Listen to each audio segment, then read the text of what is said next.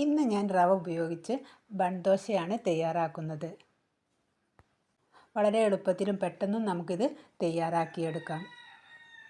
ഇതിനു വേണ്ടി 1 കപ്പ് റവയാണ് ഞാൻ എടുക്കുന്നത്. അത് വറുത്ത റവയോ വറുക്കാത്ത റവയോ എടുക്കാവുന്നതാണ്. ഈ 1 കപ്പ് റവ ഒരു മിക്സിയുടെ ജാറിലേക്ക് ഇട്ട് കൊടുക്കുന്നുണ്ട്. 1 കപ്പ് തൈരും ഒഴിച്ചു കൊടുക്കുന്നുണ്ട്. 2 ടേബിൾ സ്പൂൺ തേങ്ങ ചിരകിയതും ഇട്ട് കൊടുക്കുന്നുണ്ട്.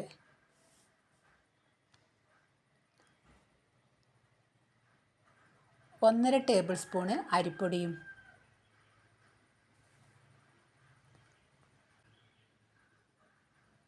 പിന്നീട് 1 സ്പൂൺ ഉപയോഗിച്ച് ഒന്ന് ഇളക്കിയെടുക്കുന്നുണ്ട്.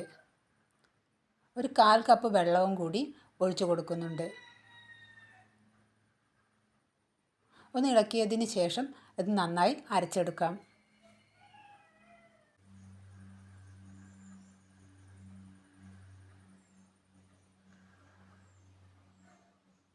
പിന്നീട് അരച്ചെടുത്തത് ഒരു പാത്രത്തിലേക്ക് ഒഴിച്ചു കൊടുക്കുന്നുണ്ട്. പാകത്തിന് ഉപ്പും ഇട്ട് കൊടുക്കുന്നുണ്ട്. ഒരു നുള്ള് ബേക്കിംഗ് സോഡയും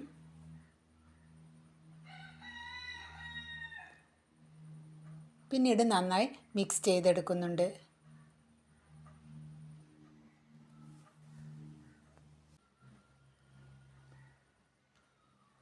ഒരു 10 മിനിറ്റ് ഇത് മൂടി വയ്ക്കാം നമുക്ക്. പിന്നീട് മാവിലേക്ക് താളിച്ചൊഴിക്കാനുണ്ട്. അതിനുവേണ്ടി ഒരു പാൻ സ്റ്റവിൽ വെച്ച് ചൂടായതിന് ശേഷം 2 ടേബിൾ സ്പൂൺ വെളിച്ചെണ്ണ ഒഴിച്ചു കൊടുക്കുന്നുണ്ട്. 1/2 സ്പൂൺ കടുക് പൊട്ടിയതിന് ശേഷം 1/2 സ്പൂൺ നല്ല ജീരകവും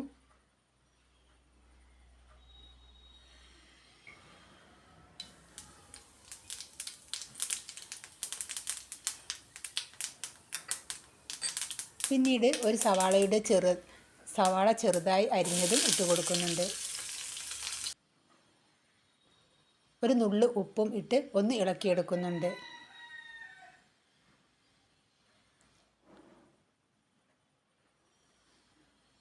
ഒന്ന് വഴന്നു വന്നതിന് ശേഷം അതിലേക്ക് ഒരു പച്ചമുളക് ചെറുതായി അരിഞ്ഞതും ഒരു ചെറിയ കഷ്ണം ഇഞ്ചി ചെറുതായി അരിഞ്ഞതും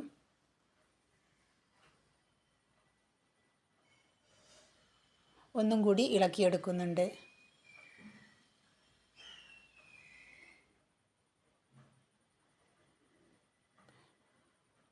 ഇപ്പോഴിത് നന്നായി മൂത്ത് വന്നിട്ടുണ്ട്. സ്റ്റവ് ഓഫാക്കുന്നുണ്ട്. ഉള്ളിയൊക്കെ വാടി വന്നിട്ടുണ്ട്. പിന്നീട് അത് തണഞ്ഞതിന് ശേഷം മാവിലേക്ക് ഒഴിച്ചു കൊടുക്കുന്നുണ്ട്.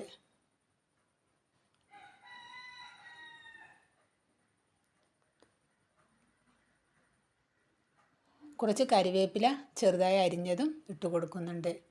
ഈ സമയത്ത് വേണമെങ്കിൽ ക്യാരറ്റ് നമുക്ക് ഗ്രേറ്റ് ചെയ്തിട്ടോ ചെറുതായി അരിഞ്ഞിട്ടോ ഇട്ട് കൊടുക്കാവുന്നതാണ്.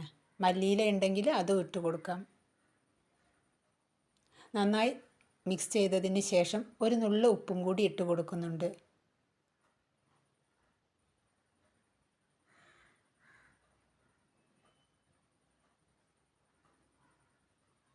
വീണ്ടും നന്നായി ഇളക്കിയതിന് ശേഷം ബൺ ദോശ ഞാൻ ചുട്ടെടുക്കുന്നത് നമ്മൾ താളിക്കാൻ എടുക്കുന്ന ആ പാത്രത്തിലാണ്.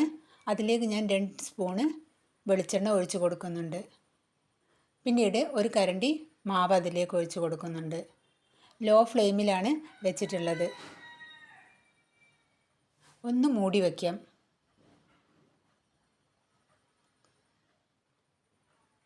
പിന്നീട് മൂടി തുറന്നതിന് ശേഷം ഒന്ന് മറിച്ചിട്ട് കൊടുക്കാം നമുക്ക്.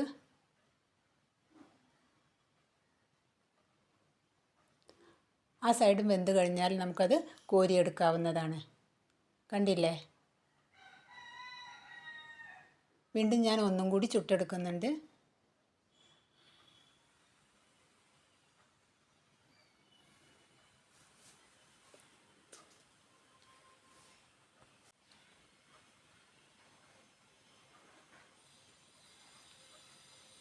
ഒരു സൈഡ് വെന്ത് കഴിഞ്ഞാൽ അതൊന്ന് മറിച്ചിട്ട് കൊടുക്കുന്നുണ്ട്.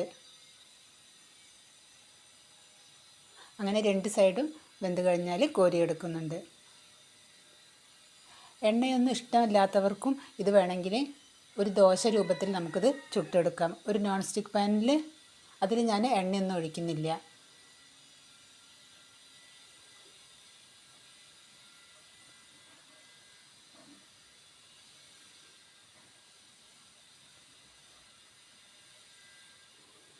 പിന്നീട് ഞാനൊരു നോൺ സ്റ്റിക്ക് പാന് സ്റ്റവിൽ വെച്ചതിന് ശേഷം അത് ചൂടായതിന് ശേഷം എണ്ണയൊന്നും പരട്ടുന്നില്ല. പരട്ടാതെ തന്നെ ഒരു കരണ്ടി മാവ് ഒഴിച്ച് കൊടുത്ത് ജസ്റ്റ് ഒന്ന് പരത്തി ഹോൾസൊക്കെ വന്ന് തുടങ്ങുമ്പോൾ ഒന്ന് മൂടി വയ്ക്കാം. ഹോൾസൊക്കെ വന്ന് തുടങ്ങിയിട്ട് അല്പസമയം മൂടി വയ്ക്കാം. മൂടി തുറന്നാൽ നമുക്കതൊന്ന് മറിച്ചിട്ട് കൊടുക്കാം.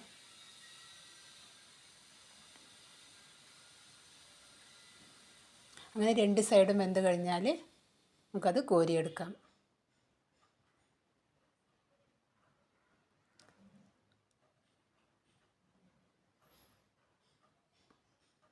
വീണ്ടും ഞാനൊരു കരണ്ടി കൂടി ഒഴിച്ച് കൊടുക്കുന്നുണ്ട്.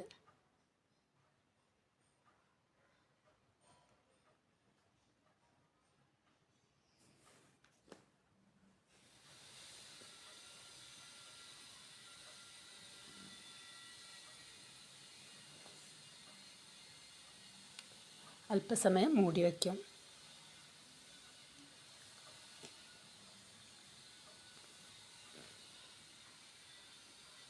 അങ്ങനെ 2 വശവും വെന്ത് കഴിഞ്ഞാൽ കോരിയെടുക്കുന്നുണ്ട്. ഈ ദോശ കഴിക്കാൻ നല്ല രുചിയുണ്ട്. കറിയില്ലാതെയും നമുക്ക് ഈ ദോശ കഴിക്കാവുന്നതാണ്. കൂടാതെ നമുക്കിത് വളരെ എളുപ്പത്തിലും പെട്ടെന്നും തയ്യാറാക്കിയെടുക്കാം. എല്ലാവരും ട്രൈ ചെയ്ത് നോക്കണം.